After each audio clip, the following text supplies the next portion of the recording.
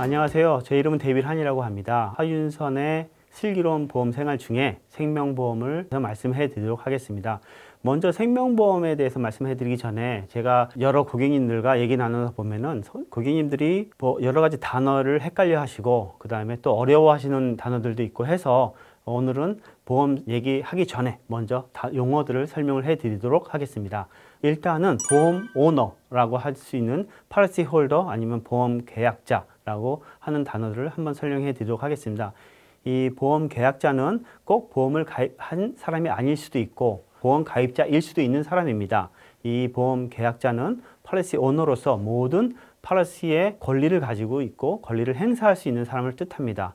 예를 들어서 보험의 가입자의 주소를 옮긴다든지 아니면 수혜자의 이름을 바꾼다든지 그런 계약 조건들을 바꿀 수 있는 사람을 policy holder 또는 policy owner라고 지칭합니다. 다음으로는 insured, 보험 가입자이죠. 보험을 가입하고 생명보험에 커버를 받는 사람을 말씀을 하는 겁니다.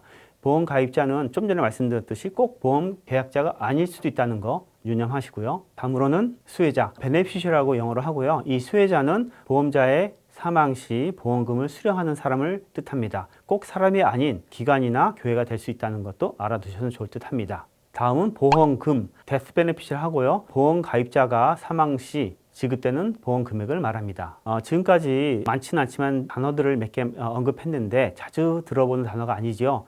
그래서 생소할 수 있겠지만 알아두시면 슬기로운 보험 생활에 많은 도움이 되리라 생각됩니다.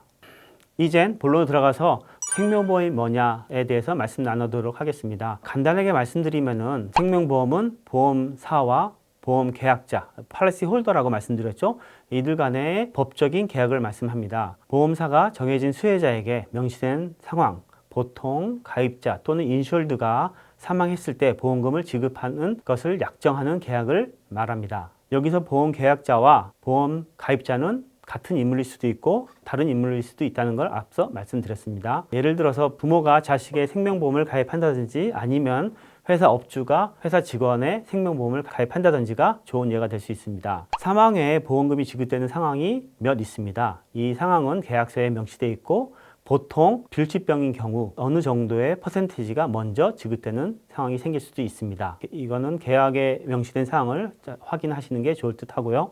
이 생명보험이라는 법적인 계약은 다른 법적인 계약과 좀 틀리게 한쪽에서는 폐기할 수 있지만 한쪽에서는 그럴 권리가 없는 계약입니다. 예를 들어서 보험 가입자가 가입한 보험이 본인의 마음에 안 든다든지 아니면 본인에게 이득이 없다고 생각할 경우 보험 가입자는 이 보험을 파기할 수 있는 권리가 언제든 있지만 보험 가입자가 파기하지 않는 이상 보험 회사 측에서는 이 보험을 파기할 수가 없습니다. 다른 명으로 본다면은 보험 가입자가 실수로 보험료를 내지 못하는 상황이 생긴다면은 보험회사 쪽에서도 이 보험을 파기할 수 있는 상황이 생기게 되기 때문에 원치 않은 부주의로 보험이 파기되는 것을 주의하셔야 합니다.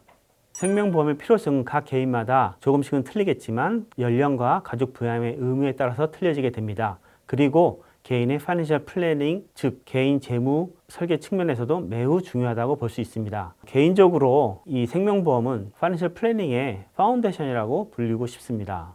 생명보험은 여러 가지 이유로 가입을 하게 됩니다.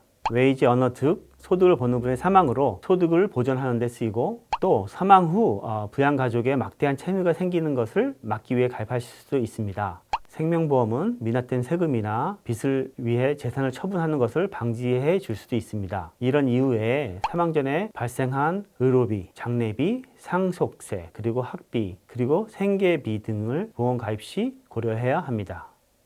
다음은 위에 여러 가지 이유를 고려해 생명보험의 적정 금액을 선택하는 것에 대해서 얘기해 보도록 하겠습니다. 생명보험의 적정 금액을 정할 때 제일 크게 작용하는 것은 보험가입자의 연소득입니다. 많은 보험 전문가들은 연소득의 5배에서 10배를 권해드리고 있습니다. 그러나 저는 좀 더 정확한 적정 금액을 위해서는 그 이상의 것을 생각해야 된다고 생각합니다. 보험 가입자의 수입이 가족 수입 중에 얼마를 차지하고 있는지, 부양 가족이 얼마나 되는지, 상속세라든지 자녀의 학비가 얼마나 될 건지, 또 여기서 꼭 잊지 마셔야 하는 것은 보험금이 지급되는 시기가 지금이 아닌 먼 미래이기 때문에 인플레이션은 어떻게 할 건지 꼭 잊지 마시길 바랍니다. 이런 이유에 저는 재산이 많지 않은 젊은 친구들에게도 20배 이상의 보험금을 권할 때도 많이 있습니다. 그렇지만 개인적으로 가입자의 연소득의 10배, 그리고 지금까지 있는 모든 빚, 그 위에 자녀들의 학자금을 더한 금액이 적정 보험금으로 권해드리고 있습니다. 다음 시간에는 이 적정 보험을 가지고 어떤 보험이 나한테 적절한지를 알아보는 시간을 갖도록 하겠습니다. 지금까지 하윤선의 슬기로운 보험생활이었습니다.